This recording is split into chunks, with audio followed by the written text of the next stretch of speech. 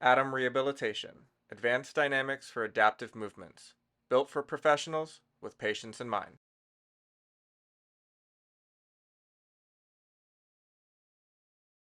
All right, so the modifiable factor chart is going to run you through a listed and series of questions to help you diagnose and help improve your overall pain levels while still allowing you to exercise proficiently and effectively.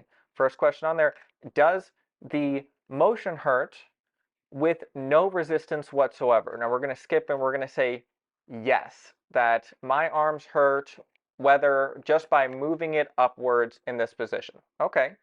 My next question is that once you've understood the motions that we're doing in the 3-minute warm-up, is does it hurt throughout the entirety of the range of motion? If your answer is no, then what we're going to do is we're going to find exactly where the discomfort begins and where it ends. That way we can work at or just below that level. We do not necessarily want to push through sharp shooting pains. There may be some discomfort, and discomfort is okay, but sharp shooting pains may aggravate and make your shoulder a little bit worse. From there, once we've understood and identified where the actual pain is starting, we're going to work just at below that on those ranges of motion. You'll find that not all of the exercises may aggravate you. And if they do, again, that's okay. We're working at or below where they begin. That means that your form will change slightly. I'll give you an example. Let's say we are doing a victory Y press, which includes or incorporates your elbows being starting in front of you and your arms moving behind you. Maybe the position of right here is when your arm begins to aggravate you.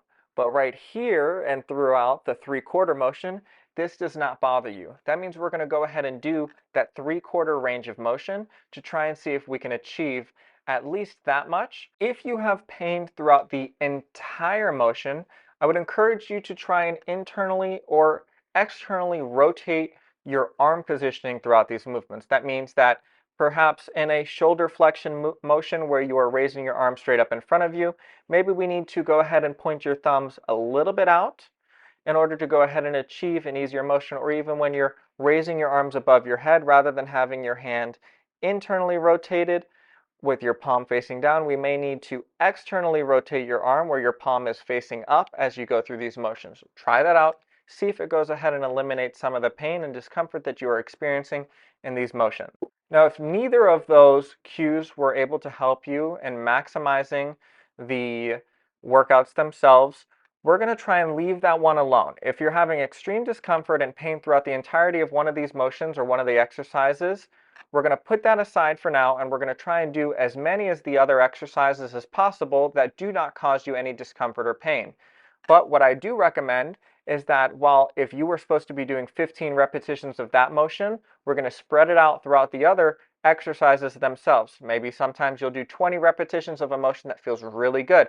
This is going to help build and improve blood flow in the area and strengthen the surrounding muscles that are also connected with the shoulder joint. In turn, we expect you to be pain-free and at least show improvement within the next couple of weeks.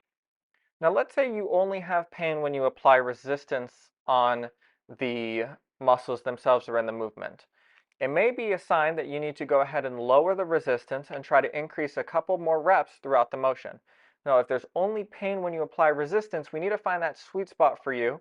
Don't be Superman, and we definitely don't want any ego lifting. So take it down a notch. Go ahead and go through the motion effectively with a lowered resistance or a lowered stage progression model. And that way you can get the exercise done efficiently and effectively with minimal discomfort altogether. If part of the motion is bothering you while others are not, work at or just below where you feel discomfort and pain.